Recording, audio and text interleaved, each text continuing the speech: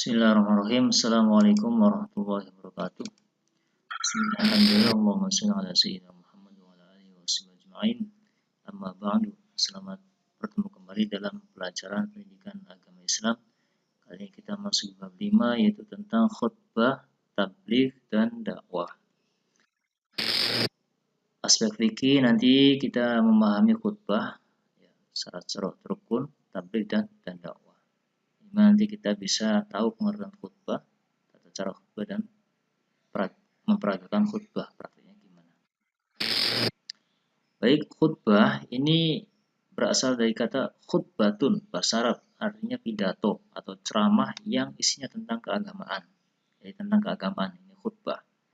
Khutbah yang dianjurkan dalam Islam adalah khutbah Jumat, Idul Fitri, Idul Adha, khutbah salat gerhana bulan, khusuf, dan gerhana matahari kusuf.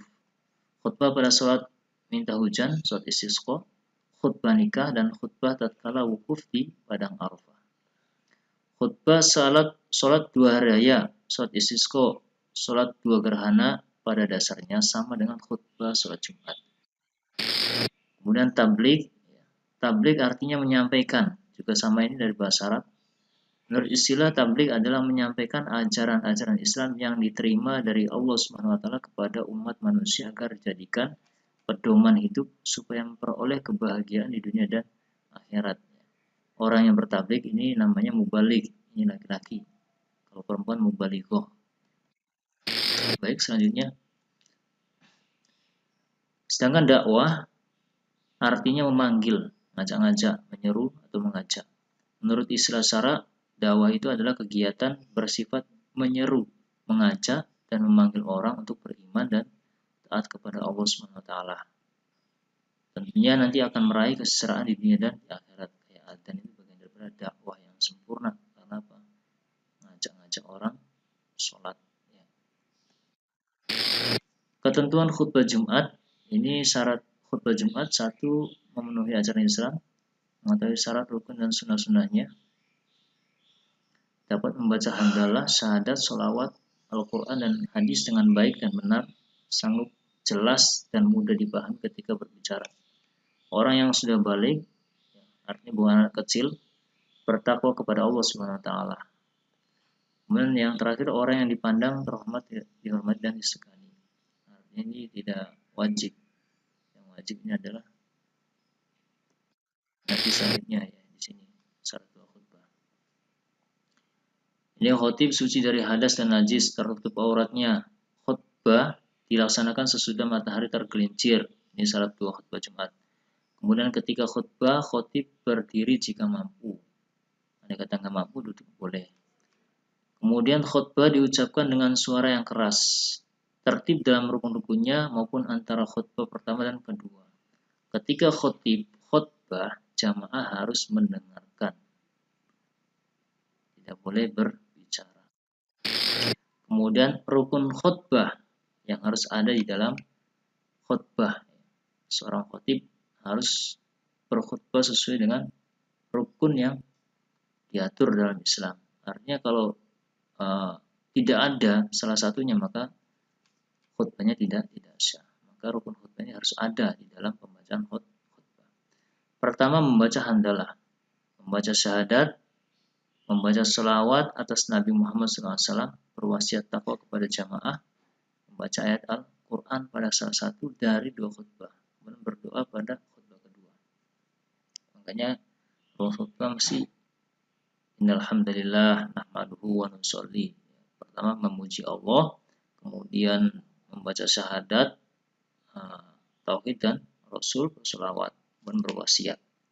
Itu intinya. Dan dibacakan salah satu ayat Al-Quran. Kemudian sunnah khutbah Jumat. Khotibnya berdiri di atas mimbar, tempatnya agak lebih tinggi dibanding jamaah yang lain. Kemudian khotib mengawali khutbah hendaknya dengan salam.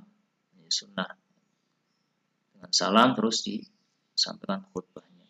Kemudian khutbah hendaknya jelas, mudah dipahami, tidak terlalu panjang, juga tidak terlalu pendek, simple dan jelas.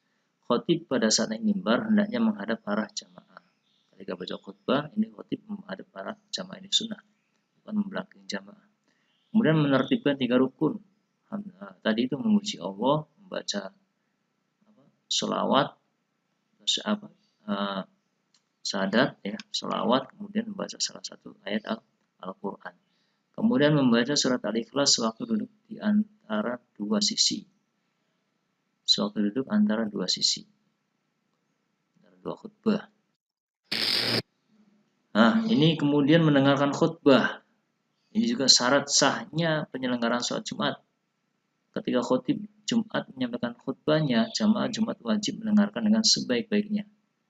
Dalam hadis Nabi dikatakan barang siapa yang berbicara pada hari Jumat di waktu imam berkhutbah, maka ia seperti keledai yang memikul kitab.